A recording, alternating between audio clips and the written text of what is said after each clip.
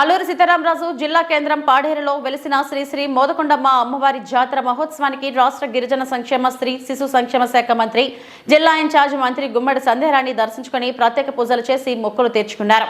రాష్ట్ర ప్రభుత్వం తరపున అమ్మవారికి పట్టు వస్త్రాలు సమర్పించారు. ఆలయ కమిటీ ఉత్సవ కమిటీ అధికార లాంఛనాలతో ఆమెను సత్కరించారు. అనంతరం ఆమె మీడియాతో మాట్లాడారు. పాడేరులో వెలిసిన మోదకొండమ్మ అమ్మవారు గిరిజన ప్రజల ఆరాధ్య దైవం. ఉత్తరాంధ్ర ఇలవెల్పు కోరిన కోరికలు తీర్చే కొంగు బంగారంగా పిలువబడే అమ్మవారి ఆశీర్వాదంతో రాష్ట్రంలో కూటమి ప్రభుత్వం అధికారంలోకి వచ్చిందని అన్నారు. అమ్మవారి చల్లని దయ వల్ల కూటమి ప్రభుత్వం చంద్రబాబు నాయుడు ముఖ్యమంత్రిగా రాష్ట్రంలో సంక్షేమ పాలన నడుస్తుందని తెలిపారు.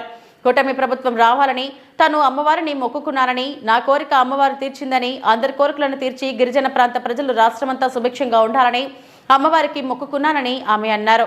ఈ కార్యక్రమంలో జీసీసీ చైర్మన్ కిడారి శ్రావణ్ కుమార్, పాడేరు నియోజకవర్గం ఇన్ఛార్జ్ గిడ్డి ఈశ్వరి, అధికారులు తదితరులు పాల్గొన్నారు.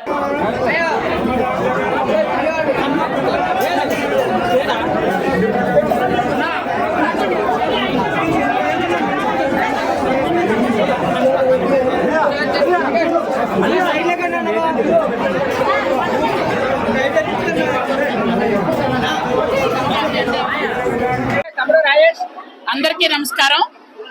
ఈరోజు పాడేరు మోదకొండమ్మ తల్లి రాష్ట్ర పండుగగా ఉన్నటువంటి మా ఈ గిరిజన జాతరకి ఈరోజు ఇక్కడ నేను ఇన్ఛార్జ్ మంత్రిగా ఉండి, పైగా గిరిజన శాఖ మంత్రిగా ఉండి ఆ తల్లి దర్శనానికి రావడం నిజంగా నేను చాలా చాలా అదృష్టంగా భావిస్తున్నాను.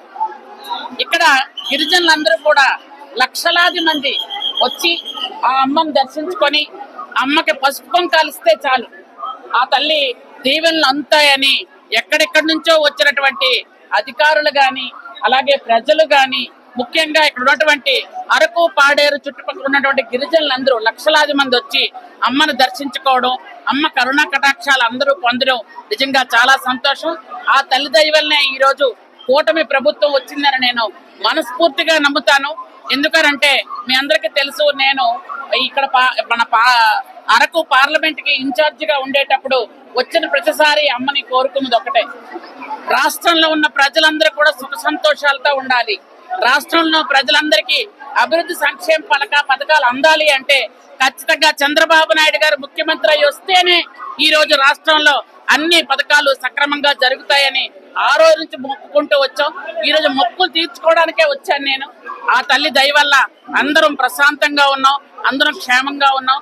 రాష్ట్రంలో సంక్షేమ పాలన జరుగుతుంది కాబట్టి మా చంద్రబాబు నాయుడు గారికి పూర్తిగా ఆయురారోగ్యాలు ఇవ్వాలని, అలాగే రాష్ట్రంలో ఉన్నటువంటి అందరికి కూడా ప్రశాంతంగా ఉండి వాళ్ళు ఎవరెవరు ఏ కోరికలు కోరుకుంటారో అందరికీ ఆ కోరికలు తీర్చి అందరినీ ఆ తల్లి చల్లగా చూడాలని మనస్ఫూర్తిగా ఆ తల్లిని వేడుకోవడం జరిగింది.